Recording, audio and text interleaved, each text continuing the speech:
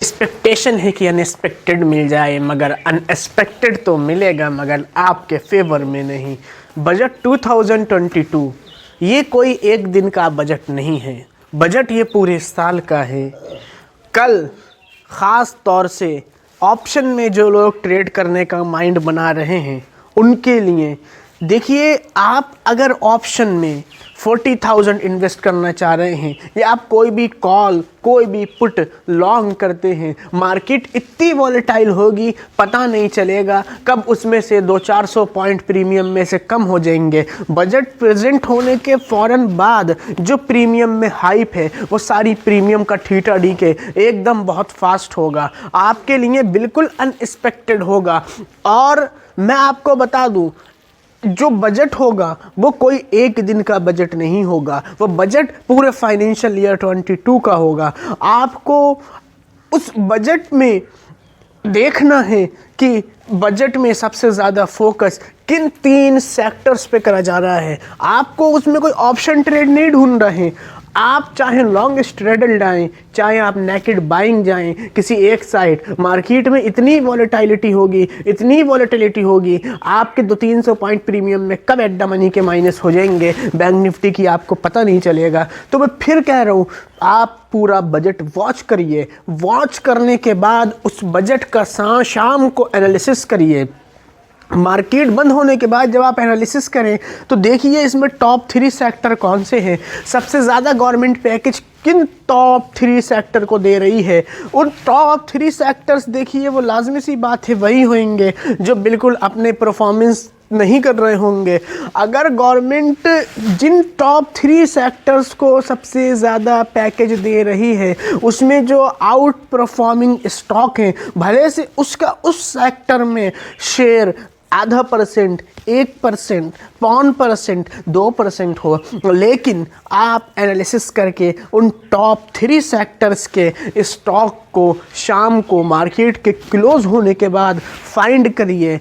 उसमें हर सेक्टर में कोई सेक्टर कितना भी अंडर परफॉर्म करे, हर सेक्टर में out performing stocks, out performing companies आपको ज़रूर मिलेंगी, मगर आपको उसके लिए कल को एकदम भेड़ चाल में घुसना नहीं है। आपको कल को मार्केट क्लोज होने के बाद बजट का डीप एनालिसिस करके उन 3 टॉप सेक्टर्स के पैकेज जो अनाउंस हुए हैं उसमें से जो सेक्टर्स में आउट परफॉर्मिंग कंपनी है, भले से कितनी छोटी हो, उसका स्टॉक्स मार्केट में लिस्ट है। आपको इस तरह की 4-5 कंपनीज फाइंड करनी है उन 3-4 सेक्टर से, उन 2-3 सेक्टर से, भले से उनका उस सेक्टर में मार्केट शेयर कितना भी कम हो, बट ध्यान रखिए 2-3 क्राइटेरिया ध्यान रखिए, उसका पिछले 1 साल का परफॉर्मेंस क्वार्टर ऑन क्वार्टर, पिछले ईयर के क्वार्टर ऑन क्वार्टर के मुकाबले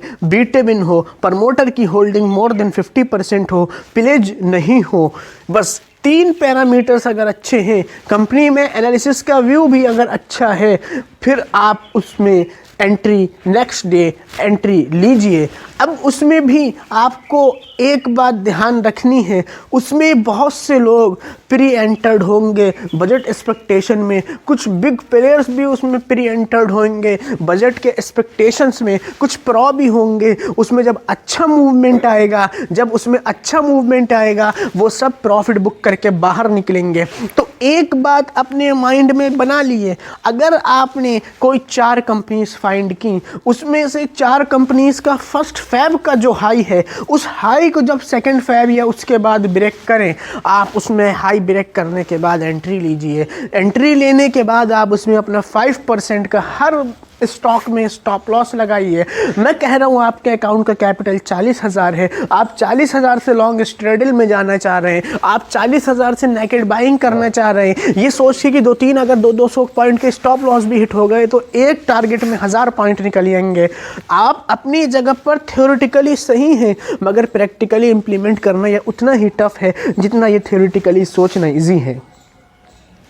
तो कहने का सेंस ये है, आप बजट को पूरे एक ईयर वाइज देखिए, अगर आप पूरे ईयर का विज़न रखेंगे तो आप उसमें जो टॉप 3 सेक्टर के पैकेज होंगे उसमें से आप बेस्ट परफॉर्मिंग कंपनीज़ को फाइंड करके उसका फर्स्ट फैब का हाई जिस दिन ब्रेक होगा और उनका पिछले 1 साल का परफॉर्मेंस अच्छा होगा, जैसे उनका हाई फर्स्ट फैब का जो बनेगा उसके बाद जो फर्स्ट फैब का हाई ब्रेक होगा उसके बाद आप उसमें एंट्री लीजिए। 5% का चारों कंपनियों में स्टॉप लॉस रखिए, 25% अपने कैपिटल का चारों कंपनीज में डिवाइड करिए, या मैं कहूँगा 20% डिवाइड करिए, 20% कैपिटल अपने पास रिजर्व रखिए और उसका हाई ब्रेक होने के बाद आप एंट्री लेके 5% का स्टॉप लॉस रखिए। आपका स्टॉप लॉस हिट हो जाए आप एग्जिट कर दिए, फिर उसमें आप जो है दोबारा से आपका रेट आए आप दोबारा से री एंट्री लीजिए। अगर आपकी एंट्री लेने के बाद आपका स्टॉप लॉस हिट नहीं होता है, वो 10% ऊपर चला जाता है तो आप अपने stop loss cost to cost ले आइए, और वो 20% ऊपर चला जाता है तो आप उसमें से अपनी हाफ क्वांटिटी में से प्रॉफिट बुक करिए और हाफ क्वांटिटी का stop loss cost to cost ले आइए। और उसके बाद फिर वो अगर 40% ऊपर जाए तो अपनी हाफ क्वांटिटी का स्टॉप लॉस ड्रिल करके 20% पे ले आइए। फिर अगर वो 60% ऊपर जाए फिर अपनी हाफ क्वांटिटी का स्टॉप लॉस ड्रिल करके 40% के प्रॉफिट पे ले आइए।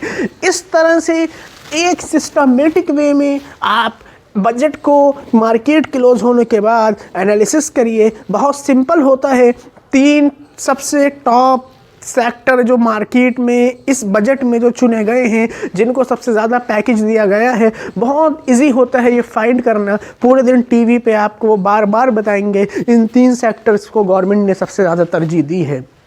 उसके बाद उसमें से शाम को मार्केट क्लोज होने के बाद भले से उस सेक्टर में किसी भी कंपनी का शेयर कितना भी कम क्यों ना हो, मगर वो उस सेक्टर की कंपनी होनी चाहिए। अगर वो आउट परफॉर्मिंग कंपनी है उस सेक्टर की तो आप हर सेक्टर की 2 कंपनीज फाइंड करके 6 कंपनीज निकालिए। 6 में से 2 कंपनीज आप फिर स्किप मार दिए, कोई 4 कंपनीज अपने पास रखिए, उनका फर्स्ट फैब का हाई नोटिस करिए, उसके ऊपर के जीटीटी ऑर्डर सब में डाल के रखिए। 5 जैसे एंट्री एग्जीक्यूट हो 5% का स्टॉप लॉस रखिए और स्टॉप लॉस हिट होने पे 2 बार री एंट्री का फॉर्मूला अपनाइए।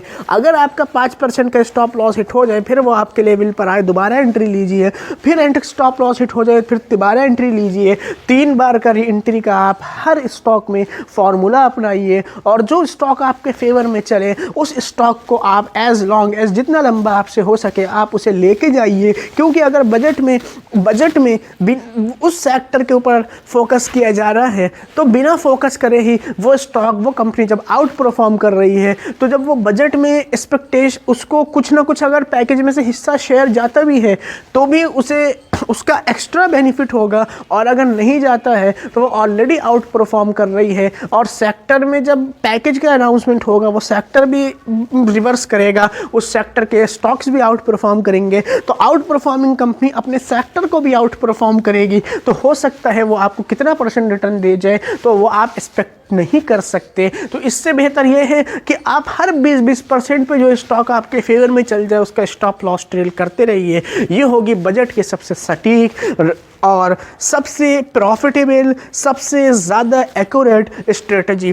देखिए ऑप्शन ट्रेडिंग में आपकी एक्यूरेसी 5% रहती है आउट ऑफ 100, बट इसमें आपकी अगर आप इसको प्रॉपर वे में जिस तरह से मैंने आपको सिंपल वे में बताया इसी तरह से सिंपल और प्रॉपर वे में अगर आप एग्जीक्यूट कर दें तो इसमें आपकी एक्यूरेसी मैं समझता हूँ ऐसा पर्सनली मुझे लगता है, आई मे बी रॉन्ग, कि आपकी 100 में से 70% प्रोबेबिलिटी होगी कि आपके फेवर में रिजल्ट आए।